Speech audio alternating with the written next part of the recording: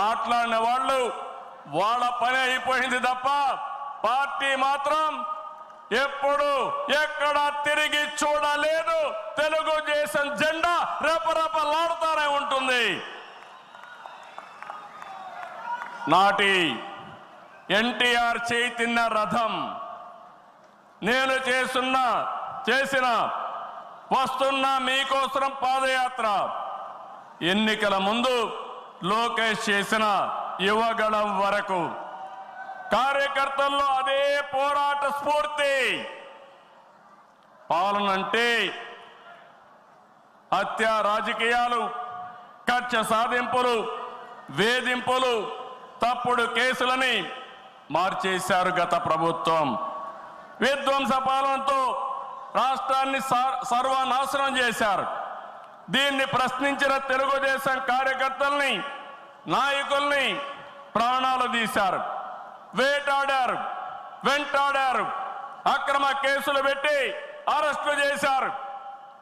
కానీ ఒక్క వ్యక్తి కూడా ఎత్తిన జెండా దించకుండా పోరాటం చేసిన మిమ్మల్ని మనస్ఫూర్తిగా అభినందిస్తున్నా. ప్రశ్నించే వారి గొంతు నొక్కడానికి గ్రామస్థాయి నేతల గొంతులు కోశారు. మన పసుపు సింహం, మన చంద్రయ్య పీకగోస్తుంటే కూడా జై తెలుగుదేశం అని ప్రాణం వదిలిపెట్టాడు.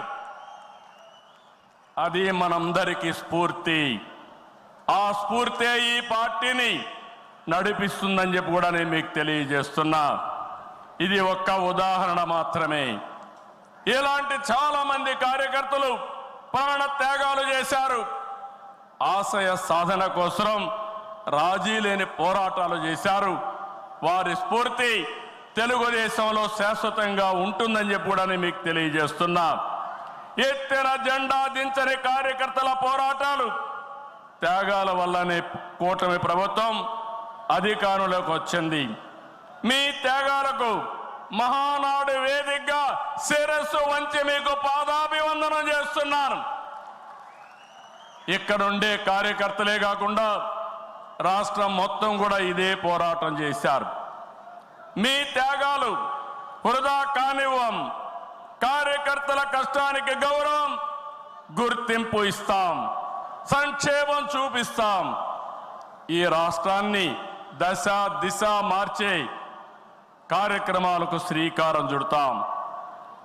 దేశంలో అనేక పార్టీలు ఉన్నాయి, కానీ ప్రజల జీవితాల్లో ఇంతగా ప్రభావితం చేసిన ఏకైక పార్టీ ఉందంటే అది ఒకే ఒక పార్టీ, తెలుగుదేశం పార్టీ.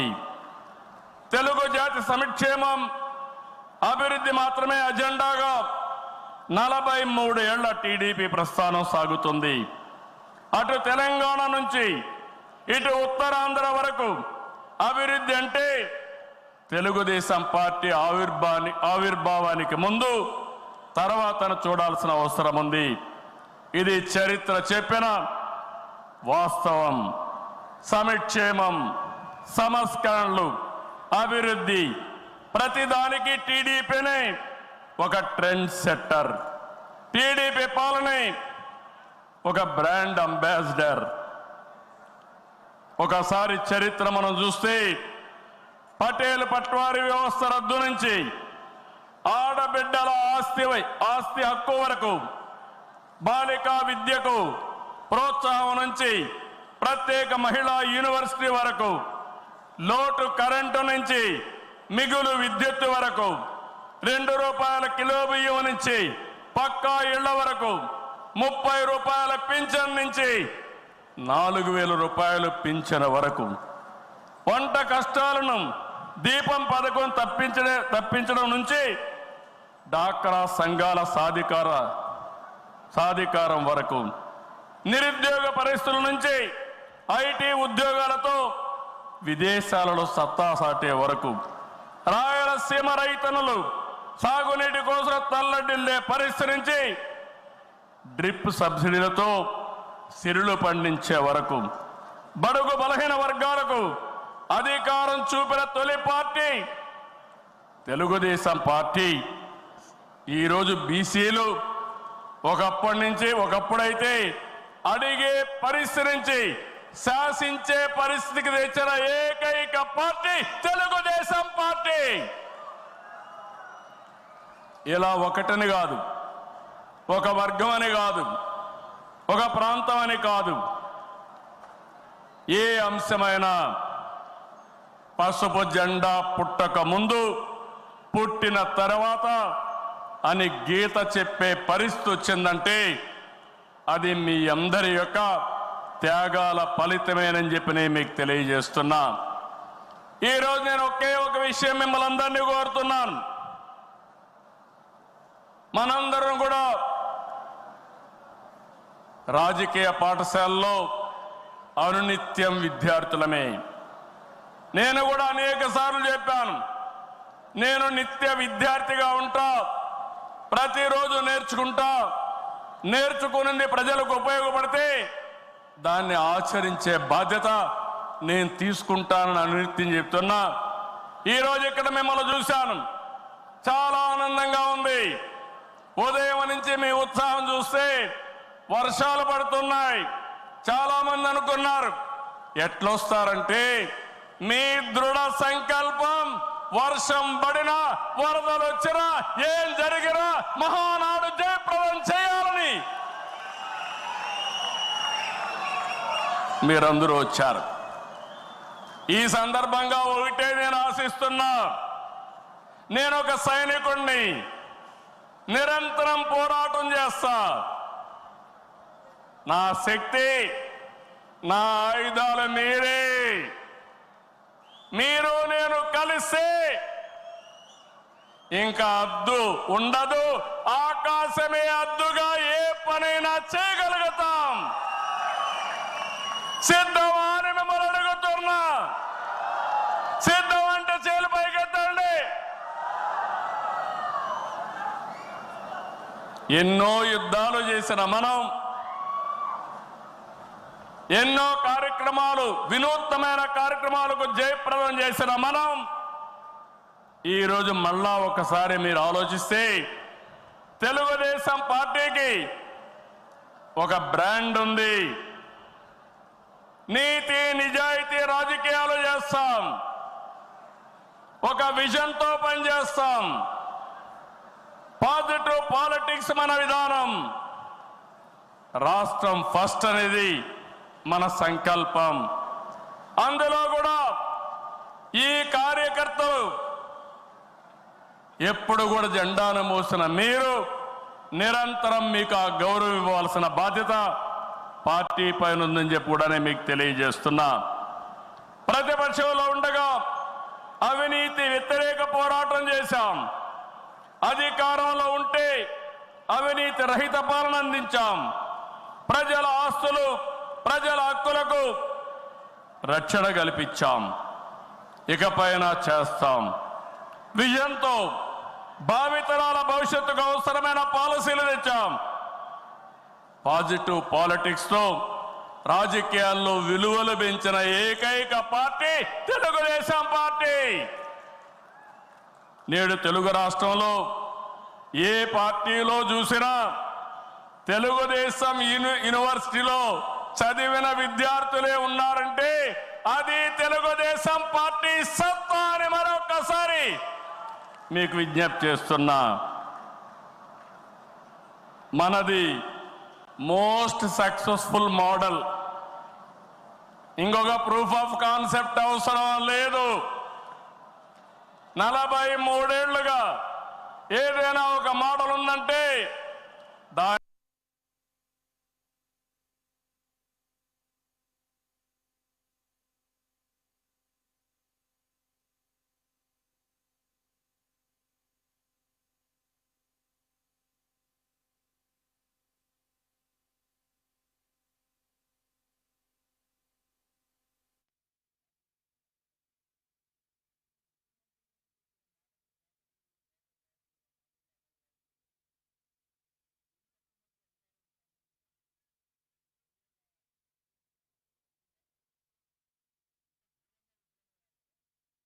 दूसरे टेबल वाले से बात సొంత అవసరాలకు ఎప్పుడు వాడలేదు, వాడుకోము, వాడమని చెప్పి కూడా నేను మీకు తెలియజేస్తున్నా. ఇది తెలుగుదేశం పార్టీ చిత్తశుద్ధి. మన పార్టీ విధానాలు, మన ఆలోచనలు దేశంలో రాజకీయ పార్టీలకి బ్లూ ప్రింట్గా నిలిచాయి.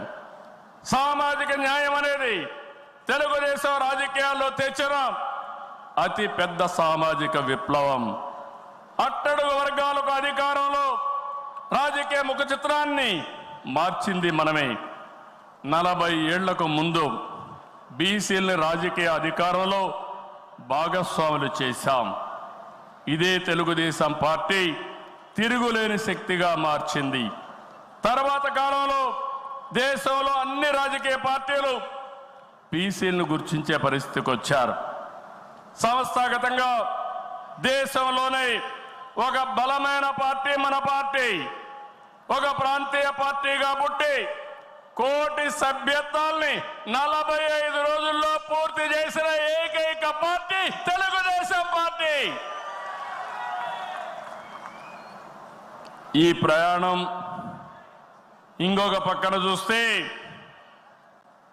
జాతీయ స్థాయిలో కేంద్ర ప్రభుత్వాలు తీసుకున్న అనేక నిర్ణయాల్లో తెలుగుదేశం పార్టీ కీలక పాత్ర పోషించింది. What AP thinks today, India thinks tomorrow అనేది అనేక సార్లు ప్రూవ్ అయింది. విద్యుత్ సంస్కరణలు, ఓపెన్ స్కై పాలసీ, పీపీపీ విధానాల్లో మౌలిక సదుపాయాలు, ప్రజల వద్దకు పాలన, జవాబుదారీ వ్యవస్థ, ఇలాంటి అనేక విషయాల్లో మనం దేశానికి పరిచయం చేశాం. ఈ ప్రయాణం మరింత గొప్పగా సాగాలి. ప్రస్తుత టెక్నాలజీ యుగంలో ప్రజల అవసరాలకు అనుగుణంగా పార్టీ విధానాల్లో నూతనత్వాన్ని తీసుకొద్దాం. ఈ దిశగా కడప గడ్డపై జరుగుతున్న ఈ మహానాడు అనేక నిర్ణయాలు చర్చించి భావి తరాల భవిష్యత్తు కోసం కార్యక్రమాన్ని రూపకల్పన చేస్తామని చెప్పి కూడా నేను మీకు తెలియజేస్తున్నా. ఈరోజు ఒక్కసారి మీరు ఆలోచిస్తే ఈ మహానాడు భవిష్యత్తుని ఒక దశ దిశ నిర్దేశించే విధంగా ఈ మహానాడు ఉండబోతుంది. నేను ఒకే ఒక విషయం ఇక్కడుండే కార్యకర్తలకు, నాయకులకు విజ్ఞప్తి చేస్తున్నాను. ఈరోజు మనం అందరం కూడా ఒక ఇన్స్పైరింగ్ టైంలో ఉన్నాం. టెక్నాలజీకి మెచ్యూరిటీ వచ్చింది. స్వాతంత్రం వచ్చిన తర్వాత 78 సంవత్సరాల్లో ఏమి అభివృద్ధి జరిగిందో రాబోయే 22 సంవత్సరాల్లో అంతకంటే రెట్టింపు అభివృద్ధి జరిగే అవకాశం ఉంది. దీనికి కారణం ఈ దేశంలో ఉండే ప్రజలే కారణం అని చెప్పి నేను మీకు తెలియజేస్తున్నా. ఆ దిశగా ఈ మహానాడు ఒక చరిత్రలో మిగిలిపోతుంది. 2025 కడప మహానాడు ఒక చరిత్ర తిరగ రాయడానికి దోహదం చేస్తుందని మరొక్కసారి విజ్ఞప్తి చేస్తున్నాను. అందుకే ఇప్పుడే నాయకత్వంతో మాట్లాడినాక నేను మాట్లాడిన తర్వాత లోకేష్ గారు పార్టీకి 6 శాసనాలతో ఒక బ్లూ ప్రింట్ రిలీజ్ చేస్తారు. అదే మాదిరిగా ఈరోజు రేపు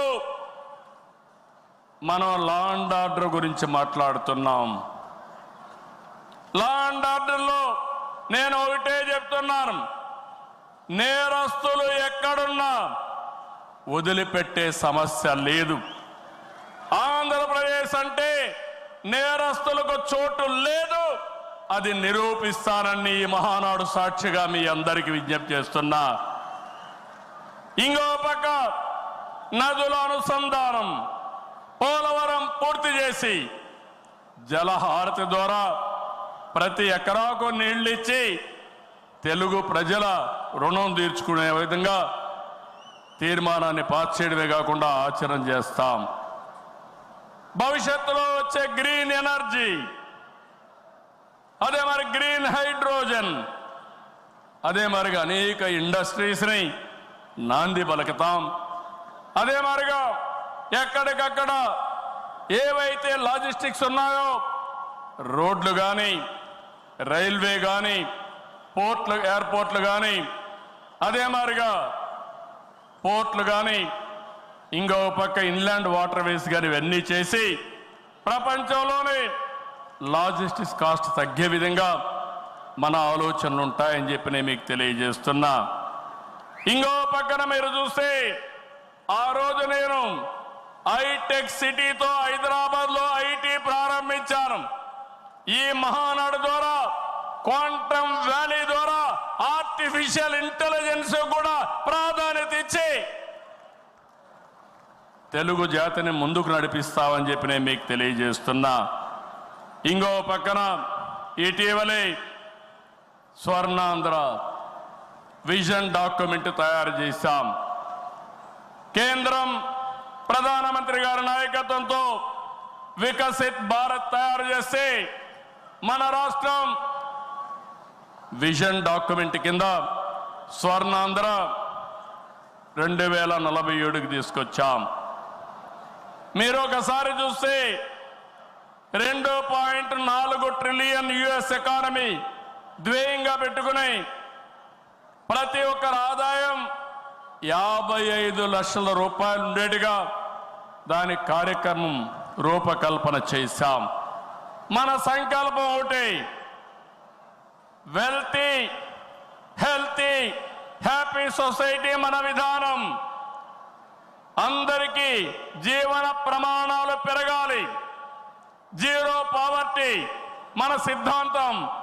2047కి జీరో పావర్టీ సాధించి దేశానికి ఒక దిశ నిర్దేశిస్తామని చెప్పి నేను మీకు తెలియజేస్తున్నా.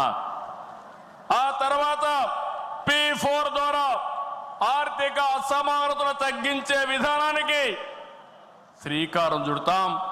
దానికి కూడా ఈ కడప మహానాడులో చర్చ చేసి ముందుకు తీసుకుపోతాం. అందరూ ఆర్థిక అసమానతలు తగ్గించి ఆరోగ్యంగా, ఆనందంగా ఉండడం మన విధానం అని చెప్పి కూడా నేను మీకు తెలియజేస్తున్నా. ఇలాంటివన్నీ మీరు చేయడానికి రాబోయే 10 సంవత్సరాల్లో రాష్ట్ర ఆర్థిక పరిస్థితే కాదు, మనం అనుకున్న విధానాలన్నీ చేసి ఆటో పైలట్లో పెట్టే బాధ్యత మనదని చెప్పి నేను మీకు తెలియజేస్తూ, అలాంటి మహత్తర కార్యక్రమానికి ఈ కడప వేదిక కావడం, చరిత్రలో చిరస్థాయిగా రాసుకోవడానికి మనం అందరం కూడా ఇక్కడ సమావేశమయ్యాం. దీని ద్వారా ప్రపంచంలోనే తెలుగు జాతి నెంబర్ 1గా ఉండేట్టుగా చేసే బాధ్యత మన అందరిది అని చెప్పి మరొకసారి విజ్ఞప్తి చేస్తున్నా. ఇవన్నీ చేసుకుంటూనే మీరు ఒక్కసారి చరిత్ర కూడా ఒకసారి చూస్తే కొన్ని కీలక అంశాలపై అందరికీ అవగాహన ఉండాలి. రాజకీయ అవినీతిని ప్రజలు పట్టించుకోరని అపోహలున్నాయి, కానీ ఇది నిజం కాదు. అందుకే అవినీతిపై టీడీపీ ఎల్లప్పుడూ పోరాడుతూనే ఉంటుంది. పోరాడాం, మళ్ళీ పోరాడుతూనే ఉంటాం. 4 దశాబ్దాల ప్రయాణంలో అవినీతి పైన రాజీ లేని పోరాటం చేసిన ఏకైక పార్టీ తెలుగుదేశం పార్టీ. ఉమ్మడి రాష్ట్రంలో మీరు ఒకసారి చూస్తే 84లో ప్రజాస్వామ్య పరిరక్షణ ఉద్యమం నుంచి నిన్నటి వరకు విధ్వంస పాలన వరకు మరువలేని పోరాటాలు చేసిన పార్టీ తెలుగుదేశం. ఉమ్మడి రాష్ట్రంలో రాజ్ ఆఫ్ కరప్షన్ అనే పేరుతో లక్షల కోట్ల అవినీతిపై తెలుగుదేశం పోరాటం నిజమని సిబిఐ వంటి దర్యాప్తు సంస్థలు ఆ తర్వాత తేల్చే పరిస్థితికి వచ్చారు. అది మన క్రెడిబిలిటీ. మనం ఎప్పుడు కూడా ఆరోపణలు చేయం, వాస్తవాల్ని దృష్టిలో పెట్టుకుని ఎవరు ఎక్కడ అవినీతి చేసినా చివరి వరకు పోరాడిన ఏకైక పార్టీ తెలుగుదేశం పార్టీ. హైదరాబాద్లో ఔటర్ రింగ్ రోడ్డు కానీ, వ్యాన్పిక్ సిటీ కానీ, హిందూకి ఇచ్చిన భూములు కానీ, లేపాక్షి భూములు కానీ, ఇలాంటివన్నిటిపైన మనం పోరాడాం. దాని పర్యవసానం తర్వాత ఇన్వెస్టిగేషన్ ఏజెన్సీని ఒప్పుకునే పరిస్థితికి వచ్చారు. ఓబులాపురం ఆక్రమ మైనింగ్పై మనం చేసిన ఉద్యమం నాడు దేశంలోనే ఒక సంచలనం. ఓబులాపురం అక్రమాలు నిజమని 10 ఏళ్ల తర్వాత కోర్టులు కూడా గుర్తించాయి, నిందితులకు శిక్షలు వేశాయి. మనం చేసిన ప్రతి పోరాట ఫలితం నేడు కళ్ళ ముందర కనపడుస్తుంది. అది తెలుగుదేశం ప్రత్యేకతని మరొక్కసారి విజ్ఞప్తి చేస్తున్నా. గతంలో ప్రభుత్వాలు చేసిన అవినీతి ఒక ఎత్తు అయితే, వైసీపీ ప్రభుత్వ అక్రమాలు మరొక ఎత్తు. కూటమి ప్రభుత్వం అధికారంలోకి వచ్చిన తర్వాత విధ్వంస పాలకుల స్కాముల లెక్క పెడుతున్నాం. ఇన్వెస్టిగేషన్కి ఆర్డర్లు ఇచ్చాం. తప్పకుండా ఒకటే చెప్తున్నా, ఎవరు అవినీతి చేసినా కక్కిచ్చే బాధ్యత ఎన్డీఏ ప్రభుత్వం తీసుకుంటామని మీ అందరికీ విజ్ఞప్తి చేస్తున్నా. అదే మాదిరిగా ఎన్నికల్లో మనల్ని గెలిపించి అవినీతి పాలకుల్ని ప్రజలు తరిమేశారు. అక్రమార్కుల్ని శిక్షించే బాధ్యతలు మనకిచ్చారు. ప్రజా సంపద దోపిడీ చేసిన వారిని, గాడి తప్పిన నాయకుల్ని, అధికారుల్ని ఉపేక్షించే సమస్య లేదు. తప్పు చేసిన వారికి ఆలస్యం కావచ్చేమో కానీ శిక్ష తప్పదని మరొకసారి ఈ సందర్భంగా విజ్ఞప్తి చేస్తున్నా. మనం అధికారం చేపట్టి ఏడాది అయింది. ఏడాది కింద రాష్ట్రంలో సంక్షోభం, ఉద్యమ స్ఫూర్తితో, అద్భుత చైతన్యంతో ప్రజలు పట్టం కట్టారు.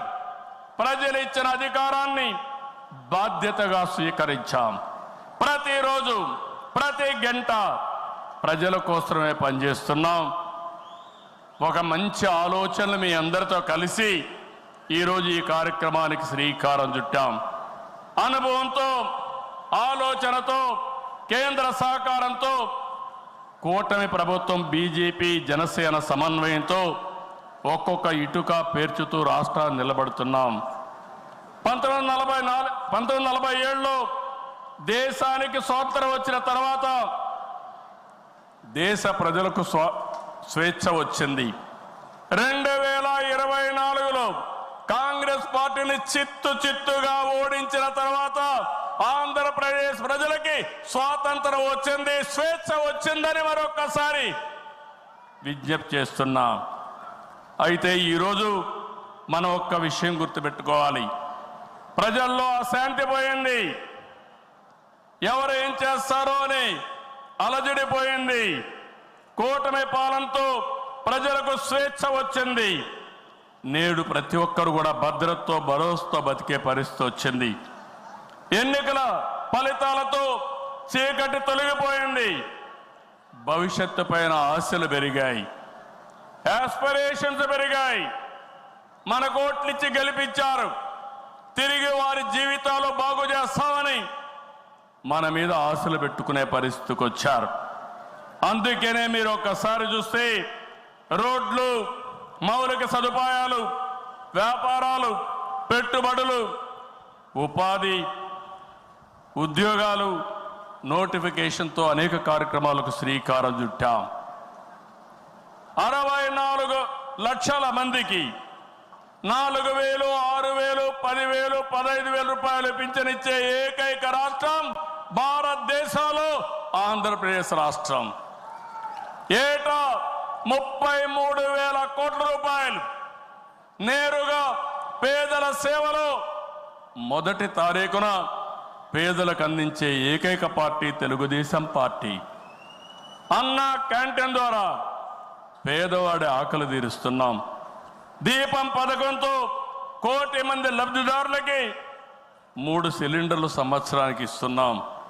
ఉచిత ఇసుక, మత్స్యకారుల సేవలో ఆర్థిక సహాయం, అర్చకులు, ఇమాములు, మౌజములు, అదే మాదిరిగా పాస్టర్లకు గౌరవ వేతనాలు పెంచాం.